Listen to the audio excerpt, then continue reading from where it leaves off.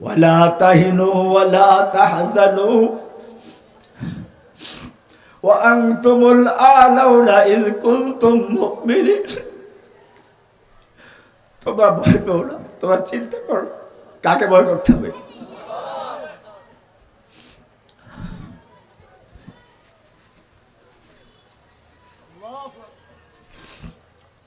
পারস্য সম্রাটের প্রধান সেনাপতি হচ্ছে রুস্তম, আর ওমর বিন খাত্তাব রাদিয়াল্লাহু তাআলা আনহু খলিফাতুল মুসলিমিন, তার সেনাপতি হচ্ছে খালিদ বিন ওলীদ।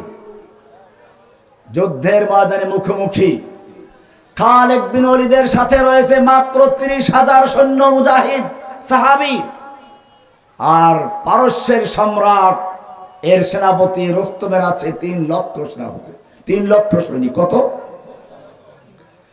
এবারে মুখোমুখি যুদ্ধের ময়দানে আছে। রাতের বেলায় রুস্তম চিন্তা করলো মুসলমানদের সৈনিকদের অবস্থাকে একটু গোয়েন্দাগিরি করে খোঁজ খবর নেই। রাতের বেলায় গোয়েন্দারা গেল। রুস্তম চিন্তা করলো আচ্ছা ভালো কথা, তাহলে তার বেশি সৈনিক নেওয়া দরকার নেই, 1 লাখ সৈন্য নিয়ে আছে। কত? 1 লাখ। কিন্তু যুদ্ধ যখন শুরু হলো, যেই লোকগুলো সম্পর্কে গোয়েন্দা রিপোর্ট ছিল তারা কান্নাকাটি করছে ভয়তে। যুদ্ধের ময়দানে দেখা গেল সেই লোকগুলো এক একজনে ওদের হাজার হাজার সৈন্যকে লাশ করে দিচ্ছে। পূর্ণিমার চাঁদ যেরকম ভাবে কালো মেঘের ভিতরে ঢুকে যায়, ঠিক তেমনি ভাবে এক একজন সাহাবী খালিদ বিন ওলীদের সৈনিক রুস্তমের সেনাবাহিনীর মধ্যে ঢুকে গিয়ে লাশের স্তূপ করে দিচ্ছে। রুস্তম বলো যুদ্ধ থামাও, কাহিনীটা বুঝতে হবে। এবারে আবার দ্বিতীয় রাত্রে গোয়েন্দা পাঠালো, বহুদর্শী, বহু বিচক্ষণ, বহু অভিজ্ঞতা সম্পন্ন গোয়েন্দাদেরকে পাঠালো, যা মুসলমানদের তাঁবুর খবর লও, ব্যাপারটা কি। আজকেও গিয়ে দেখে যে ঠিকই তো, আজকেও কান্নাকাটি করছে, রিপোর্ট সঠিক। বল তাহলে কান্নাকাটি কেন করছে, রহস্যটা কোথায় খুঁজে বের করতে হবে। এবারে তারা কান্নার ভাষা বোঝার চেষ্টা করলো, দেখলো তারা কান্নাকাটি করে বলছে রব্বুল আলামিন আগামী দিন তোমার বিরুদ্ধে, তোমার শত্রুদের বিরুদ্ধে আমি যুদ্ধ করতে যাচ্ছি। ও রব্বুল আলামিন, পৃথিবীর বুকে হককে প্রতিষ্ঠিত করার জন্য, তোমার দ্বীনকে বিজয়ী করার জন্য, তোমার নবীর আনিত ধর্মকে বিজয়ী করার জন্য আমরা যুদ্ধে যাচ্ছি। ও রব্বুল আলামিন আমাদের শক্তি দাও, সাহস দাও, যেন যুদ্ধ করতে করতে আমার গোটা দেহ টুকরো টুকরো হয়ে যায়, আপনার দ্বীন জীবিত হয় সেই তৌফিক দান করো। এইবারে গোয়েন্দারা বুঝলো কান্নাকাটি করে ঠিকই, কিন্তু আমাদের ভয়তে না। এবারে তারা রুস্তমকে গিয়ে বলল, রুস্তম, মুসলমান সৈন্যদের সাথে যুদ্ধ করে বিজয় লাভ করার স্বপ্ন দেখো না। রুস্তম জিজ্ঞেস করলো কারণ কি, মুসলমানদের সৈন্য কি অনেক বেশি? বলে না, সৈন্য তো আমাদের কয়েক গুণ বেশি।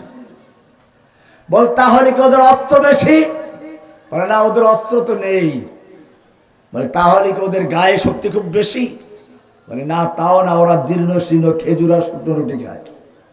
রুস্তম খেপে গেল, সৈন্য আমার বেশি, সৈনিক আমার বেশি, অস্ত্র আমার বেশি, আমাকে ভয় দেখাচ্ছ কেন?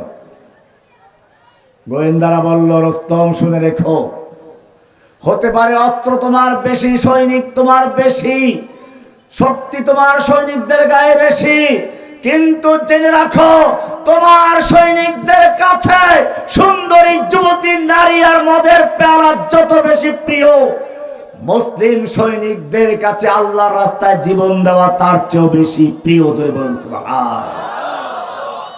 डरते नहीं दुनिया में मुसलमानों किसी से, जब दौलत ईमान मिली उनको नबी से। ওহুদের যুদ্ধ চলছে, একজন যুবককে আল্লাহ রাসূলকে জিজ্ঞেস করছে, ইয়া রাসূলুল্লাহ, এই আমার যৌবন, এ আমার বাহু, এ আমার শক্তি, আমি যদি এই দিন যুদ্ধ করতে করতে শহীদ হয়ে যাই, আমার জন্য কি পুরস্কার রয়েছে? আল্লাহ নবী বললেন জান্নাত, সোজা জান্নাতে চলে যাবে। যুবক চিন্তা করলো একটু শক্তির তো প্রয়োজন, ব্যাগের থেকে কয়েকটা খেজুর বের করলো। কয়েকটা খেজুর খেয়ে চিন্তা করলে এতগুলো খেজুর খেতে গেলে আমার জান্নাতে যেতে দেরি হয়ে যাবে। খেজুরগুলো ছুঁড়ে মারলো, তলোয়ার নিয়ে যুদ্ধ করতে শুরু করলো। কি সুন্দর চেহারা! যুদ্ধ করতে করতে দুশমনদের ভিড়ের মধ্যে ঢুকে পড়লো। সাহাবায়ে কেরাম ডাক দিল, ও যুবক ফিরে আসো, ফিরে আসো, তুমি তো কাফেরদের কাতারের মধ্যে ঢুকে পড়েছো। যুবক ফিরে তাকালো,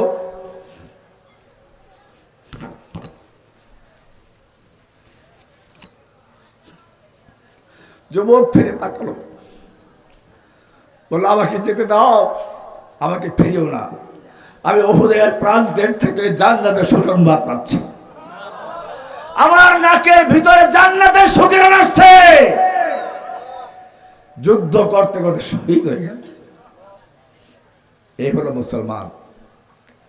যেই মুসলমান আল্লাহর রাস্তায় জীবন দেওয়াকে সবচেয়ে বেশি প্রিয় মনে করত, আর সেই মুসলমান এখন রাত ভর গিয়ে মূর্তি পাহারা দেয়।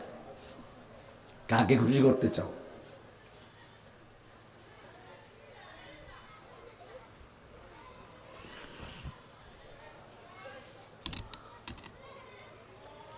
ভাইয়েরা আমার, আজকে মুসলমানদের দুরবস্থার মূল কারণটা এখানে। আমাদের সম্পর্ক হবে কার সাথে? আল্লাহর সাথে। আল্লাহ পরিষ্কার বলেছেন, ওয়ালা তাহিনু ওয়ালা তাহজানু ওয়া আনতুমুল আ'লাউনা ইন কুনতুম মুমিনিন। ও মুসলমান, তোমাদের কোনো ভয় নেই, তোমাদের কোনো চিন্তা নেই, তোমরাই হবে বিজয়ী। শর্ত একটাই, যদি হতে পারো কি? মুমিন। হতে পারো কি? মুমিন। মূর্তি পাহারা দেওয়ার জন্য নয়, তোমাদের পরিচয় তোমরা মূর্তির পাহারাদারি নয়। আল্লাহর নবী সাল্লাল্লাহু আলাইহি সাল্লাম লা ইলাহার দাওয়াত দিলেন সাফা পাহাড় থেকে। মক্কার লোকেরা প্রস্তাব করলো, সে কাহিনী চলে গেল। আল্লাহর নবী তারপরে দাওয়াত বন্ধ করেন নাই। এবারে কুফাররা চক্রান্ত করল হত্যা করার জন্য। আল্লাহর নবীকে ঘর বাড়ি ত্যাগ করতে হলো। আজকে আমাদেরকে বুঝতে হবে, আল্লাহর নবীর চেহারা তোমার আমার চেয়ে খারাপ ছিল না। আল্লাহর নবীর চেহারা কেমন ছিল জানেন? স্ত্রী আয়েশা বলতেছেন, লানা শামসুন ওয়ালিল আফাকি শামসুন ওয়া শামসি আফদালু শামসিস সামাই। আকাশেও একটা সূর্য আছে, আমারও একটা সূর্য আছে। আমার সূর্য আকাশের সূর্যের চেয়ে অনেক সুন্দর। ফাইন্নাশ শামসা তাতলুউ বাদাল ইশাই ওয়া শামসি তাতলুউ ফাইন্নাশ শামসা তাতলুউ বাদাল ফাজরি ওয়া শামসি তাতলুউ বাদাল ইশাই। আকাশের সূর্য ওঠে সকালবেলা দিনের বেলায়, আর আমার সূর্য ওঠে রাতের বেলায়, যখন অন্ধকার দুনিয়ায় ভরে পড়েছিল। খুন ধর্ষণ রাহাজানি লুটপাট সারা দুনিয়ায় ছেয়ে গিয়েছিল। সেই মুহূর্তে আমার সূর্য এসে গোটা দুনিয়ার ভিতরে যাদের দিশা ছিল না, পথের দিশা ছিল না, তাদের সবাইকে হেদায়েতের পথে এনে এমন এক সুন্দর জীবন দিলেন, তারা দুনিয়ায় আলো ছড়িয়ে দিল। দুরফেশানি নে তেরি কদরু কদরিয়া কর দিয়া, দিল কো রোশন কর দিয়া, আঁখোं को बीना कर दिया।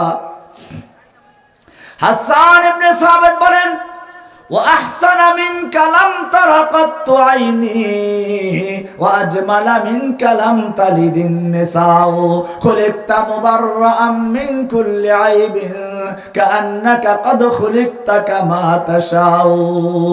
এ নবী, আপনার চেয়ে সুন্দর কোনো মানুষকে কোনো চোখ কোনোদিন দেখে নাই, আপনার চেয়ে সুন্দর কোনো মানুষকে কোনো মহিলা জন্ম দেয় নাই। আপনি সমস্ত দোষ ত্রুটি থেকে মুক্ত হয়ে আপনাকে সৃষ্টি করা হয়েছে। যেন আপনার রব আপনাকে ঠিক সেভাবে তৈরি করেছেন যেমনটা আপনি নিজে চেয়েছিলেন।